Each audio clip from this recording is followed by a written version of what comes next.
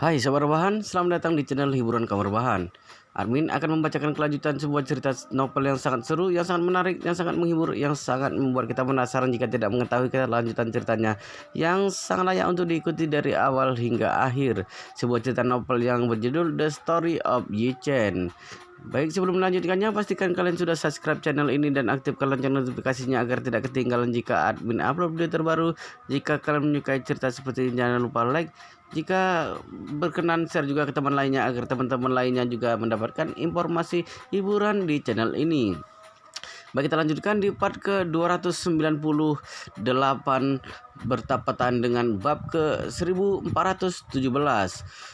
Seluruh tubuh Gu Yanjeng gemetaran pada saat ini. Ada apa ini? Dewa perang dan penguasa alam yang dia sewa dengan harga mahal langsung melutut memanggil Yi Chen ayah. Begitu dicekik. Bukan hanya itu saja, dia bahkan tidak bisa mengeluarkan pistol di saat kritis. Orang-orang ini sudah sangat akrab dengan pistol, jadi mereka tidak bisa memegang pistol, sama seperti seorang tukang cukur yang tidak bisa memegang gunting. Namun meskipun tidak masuk akal, tapi ini adalah kenyataannya. Yu Yanjeng melihat dewa perang ketakutan seperti anjing dan tidak berani bersuara sama sekali. Dirinya tahu kalau tidak bisa mengandalkan mereka hari ini. Jika seperti itu, bukankah sia-sia dia mendapatkan tamparan tadi? Dia sangat marah ketika memikirkan ini, tapi dia tidak berani terlalu sombong kepada Yi Chen. Oleh karena itu, dia hanya bisa berkata, "Bocah, aku sudah mengingatkanmu, kita tunggu saja." Setelah itu, dia segera berbalik dan berkata kepada putranya Gu Wei Liang, "Mari kita pergi." Yi Chen yang dari tadi tersenyum tiba-tiba berkata dengan dingin, "Pergi? Siapa yang mengizinkanmu pergi?" Gu Yanjeng menutup wajahnya sambil bergerak mundur dan bertanya dengan gemetaran, "Kamu, apa maksudmu? Apa maksudku?" Yi Chen berkata dengan dingin, "Kamu membawa beberapa ekor anjing ke rumah orang dan berbuat sembarangan sehingga mengganggu orang makan. Kamu berani pergi?" Yu Yanjeng tidak menyangka kalau Yi Chen masih tidak membiarkan dia pergi setelah menamparnya, sehingga dia bertanya dengan gemetaran, "Apa yang kamu inginkan?" Yi Chen berkata, "Permintaanku sangat sederhana. Kamu telah menyinggungku, maka harus memuaskanku. Kalau tidak, kalian jangan harap bisa pergi." Gue Liang berkata dengan marah, "Bocah, kamu jangan keterlaluan. Jika tidak, maka kamu bahkan tidak tahu bagaimana kamu mati." Yi Chen mengerutkan keningnya dan bertanya, "Siapa yang memberimu keberanian? Kamu bahkan berani berbicara seperti ini sekarang." Gue Liang tidak bisa apa-apa, tapi dia tetap mengancamnya, "Karena kamu telah menyinggung keluarga Gu, kami akan menawarkan 1 miliar kepada pembunuh di seluruh negeri untuk mengambil kepalamu." Yi Chen mengangguk, "Bagus, menarik. Apakah kamu sudah menikah?" Gu Liang tertegun. "Pertanyaan apa ini? Kenapa tiba-tiba menanyakan ini?" Yi Chen langsung menjewer telinganya dengan kuat ketika melihat dia berkata dengan dingin, "Brengsek, apakah kamu tuli?" Telingaku Wei Liang terasa sakit. Rasanya seperti akan terlepas sehingga tidak menjerit kesakitan. Aduh, sakit sekali. Cepat lepaskan aku." Yi Chen memperkuat tenaganya. "Jika telingamu tidak dipakai untuk mendengarkan baik-baik, maka buang saja." Liang takut Yi Chen akan mencabut telinganya, sehingga dia segera memohon, "Aku mohon jangan jewernya lagi. Akan lepas kalau kamu teruskan." Yi Chen berkata dengan dingin, "Jawab pertanyaannya." Gu Liang segera berkata, "Aku masih belum menikah."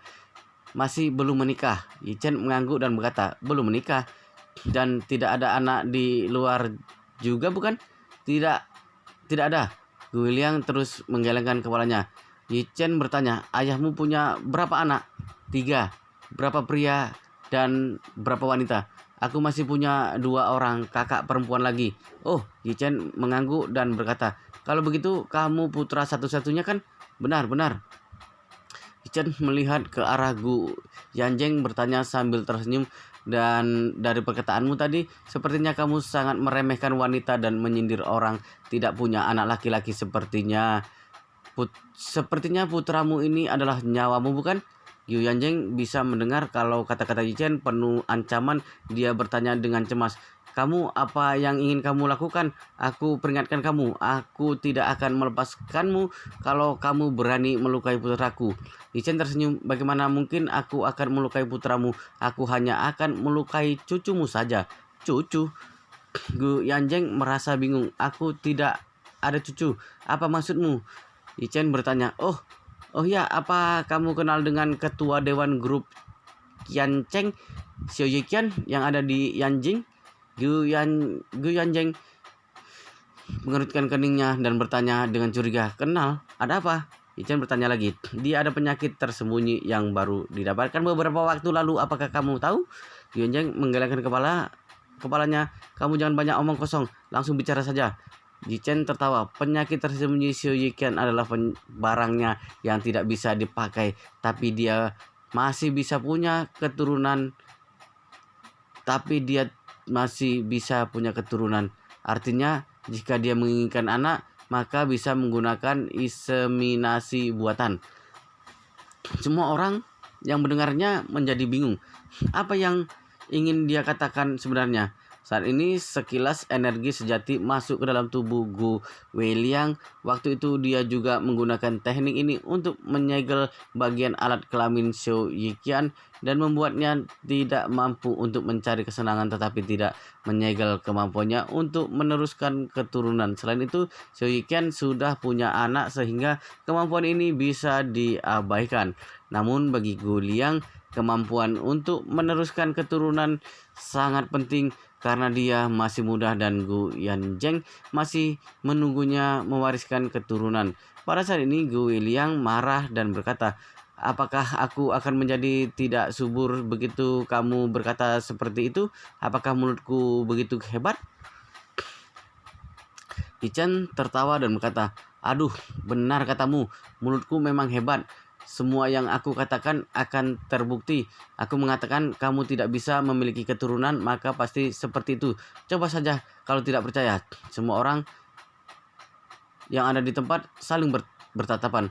Mereka takut dengan kekuatan Yi Chen sehingga tidak berani memarahinya, juga tidak berani berbuat apa-apa. Tapi mereka juga merasa kata-kata Yi Chen terlalu tidak bermoral.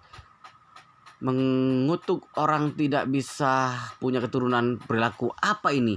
Gu Yanjeng bertanya dengan marah. Baik, semua katamu benar. Apakah kamu sudah puas? Apakah sudah bisa membiarkan kami pergi?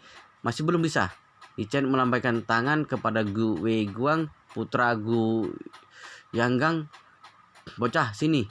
Gu Weiguang bergerak mundur karena ketakutan. Apa yang ingin kamu lakukan? Yi Chen berkata, aku ingin melakukan padamu juga. Wajah Gu Weiguang terlihat gelap dan mundur ke belakang. Ayahnya tidak berani menjawab dan tidak berani maju. Yi Chen menggelengkan kepalanya tanpa daya dan berkata, lihat tampangmu yang seperti pengecut. Untung saja teknikku tinggi sehingga bisa melakukan dari jarak jauh. Setelah itu dia mengeluarkan sebuah energi sejati lagi. Setelah membereskan mereka, Yi Chen tiba-tiba sadar satu hal dan berkata, aduh, aku lupa satu hal. Kalian si tua bangka berdua seharusnya masih tidak terlalu tua. Kalian masih bisa punya kemampuan meneruskan keturunan, bukan? Gu Yanjeng dan Gu Yanggang hampir gila karena marah. Kenapa mereka berdua disebut tua bangka? Mereka berdua baru usia 40-an, belum 50 tahun, dan mereka orang kaya sehingga melakukan perawatan dengan baik. Bisa dikatakan kalau mereka masih kuat. Kekuatan fisik mereka tidak kalah dari anak muda, tapi mereka berdua tidak tahu apa yang ingin dilakukan Yi Chen. Tapi Yi Chen menjentikkan tangannya kedua kali dan berkata kepada, sudah, kalian sudah bisa pergi. Aku ada di Yanjing selama 2 hari ini. Kalian bisa datang mencariku kapan saja kalau ingin balas dendam.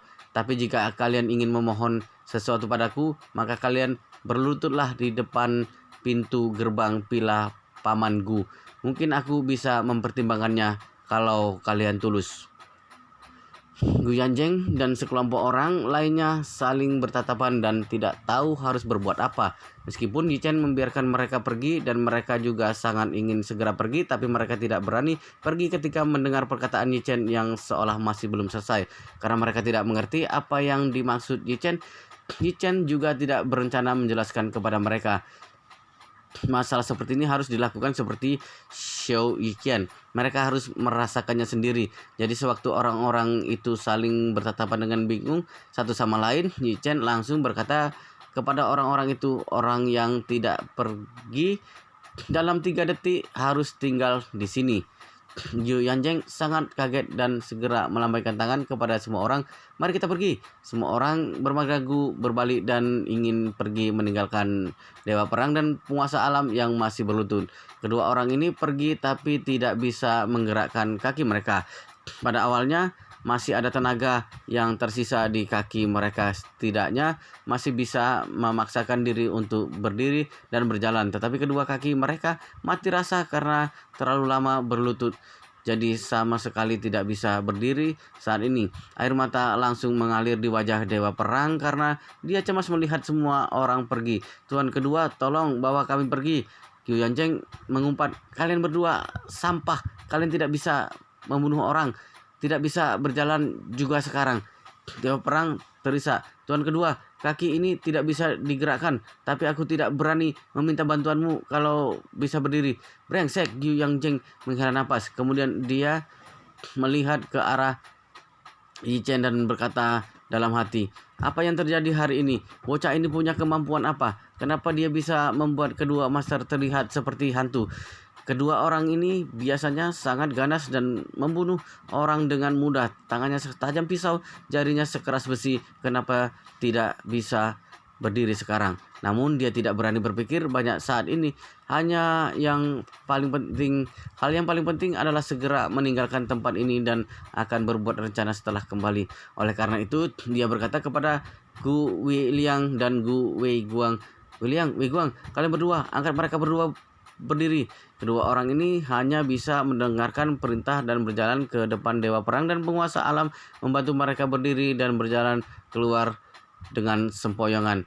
Gu Yanjeng tidak berani mengancam Yi Chen lagi, tapi dia sudah mengerti kalau masalah hari ini masih belum selesai. Dia harus memikirkan cara untuk mencincangnya, kemudian meminta harta kakak mempunyai aset triliunan. Keluarga Gu akan rugi besar kalau jatuh ke tangan istri dan putrinya. Karena itu dia sengaja berkata kepada Gu Yanjong dengan kesal, kakak, perusahaan akan mengadakan rapat dewan direksi besok. Kamu sebagai ketua dewan harus ikut dan ada media yang datang juga. Rincian rapat dewan direksi harus dilaporkan kepada komisi sekuritas dan pemegang saham. Ini masalah penting dan kamu jangan sampai lupa. Ada banyak perusahaan dan grup atas nama keluarga Gu. Ada beberapa perusahaan terdaftar. Ada yang terdaftar di dalam negeri, ada yang terdaftar di Hong Kong, dan ada beberapa yang terdaftar di Amerika. Tapi perusahaan pusat dari semua perusahaan ini adalah grup Gu. Harga pasar grup Gu setidaknya dari triliunan yuan, 2 triliunan yuan. Tapi saham milik Gu, grup Gu tidak hanya milik keluarga Gu. Ada sebagian saham berada di tangan pemegang saham lain, lalu sebagian saham adalah saham perusahaan terdaftar dan ada di tangan para investor. Keluarga Gu memiliki saham sebanyak 51%, yaitu sekitar 1 triliun. Di dalam 51% itu sebanyak setengahnya atas nama Gu Yanjong, Gu Yanjeng, dan Gu Yangang mempunyai setengahnya.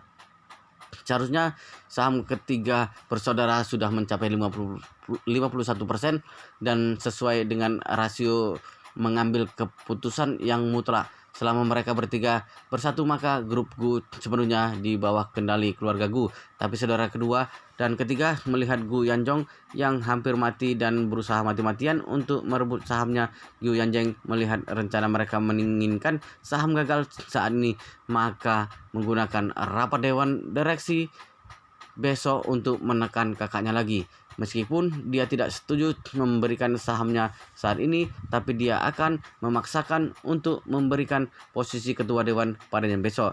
Benar kata pepatah, sebuah negara tidak boleh tidak ada pemimpin. Grup Gu adalah industri yang begitu besar, maka tidak boleh tidak ada kekuatan dewan. Meskipun Gu Yanjong masih hidup sekarang, tapi dia sudah sakit parah. Jika dia pergi melakukan pengobatan, maka pasti tidak bisa mengurus masalah perusahaan.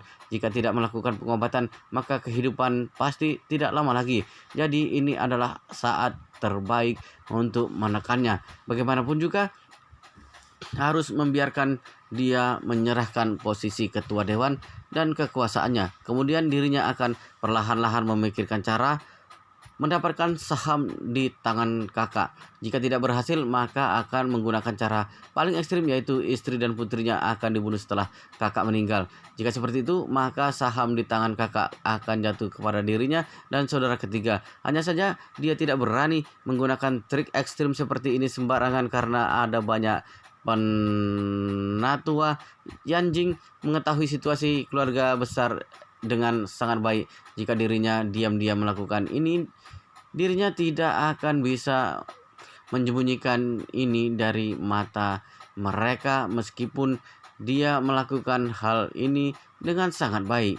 Saat itu orang-orang kelas atas di Yanjing ini akan tahu bahwa dirinya yang telah membunuh keluarga kakaknya.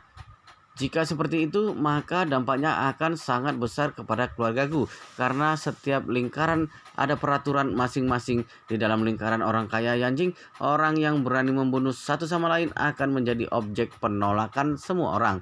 Saat itu, aset, koneksi, status, dan reputasi keluarga Gu akan menyusut secara signifikan. Jadi lebih baik dia bertindak bijaksana. Gu Yanjong tahu dia akan menekan dirinya begitu mendengar dia mengatakan rapat dewan direksi. Tahun baru sudah dekat, banyak perusahaan terdaftar yang mulai membuat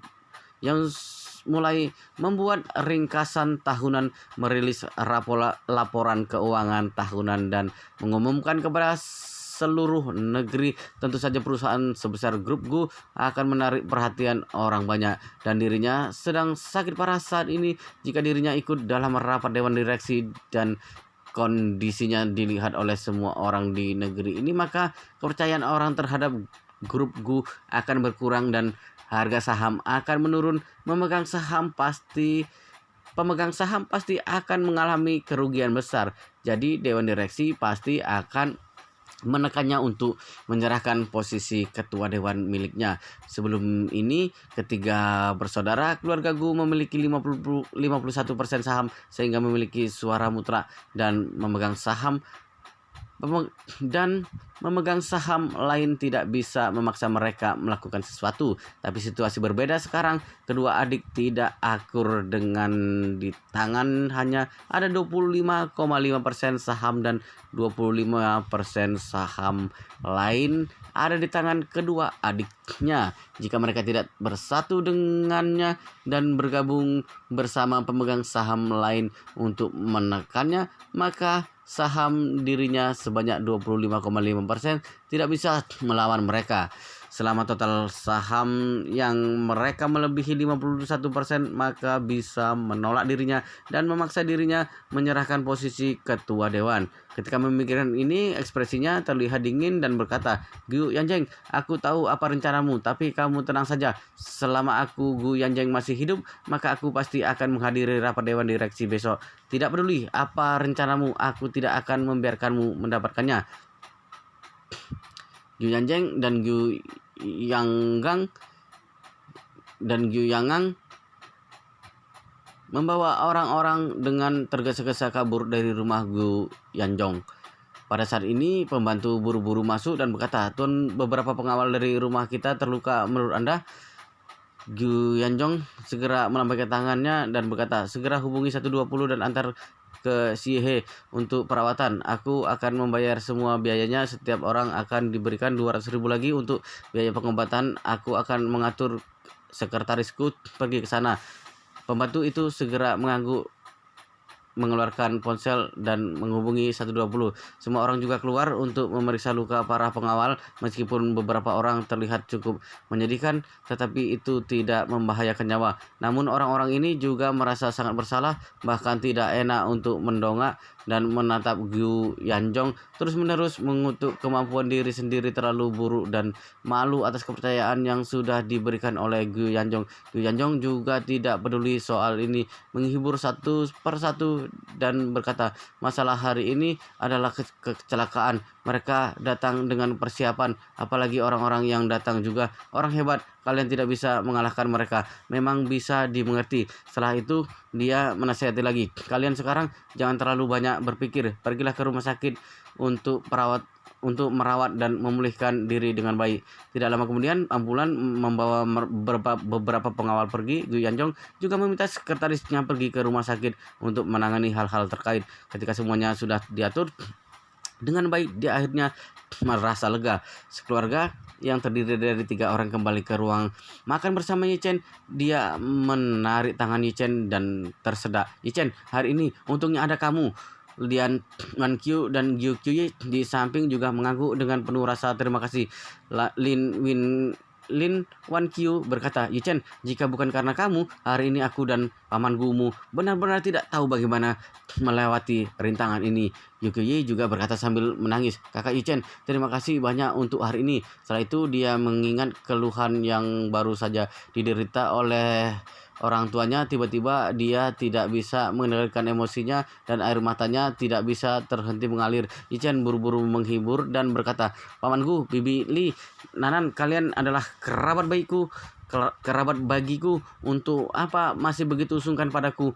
Gu Yanjong mengangguk dan bertanya dengan mata merah, Yichen, bagaimana kamu bisa memiliki kekuatan yang begitu kuat? Bahkan mereka berdua bukan lawanmu. Bukankah ini terlalu hebat? Apa yang sudah kamu alami selama bertahun-tahun ini? Bagaimana kekuatanmu bisa begitu kuat?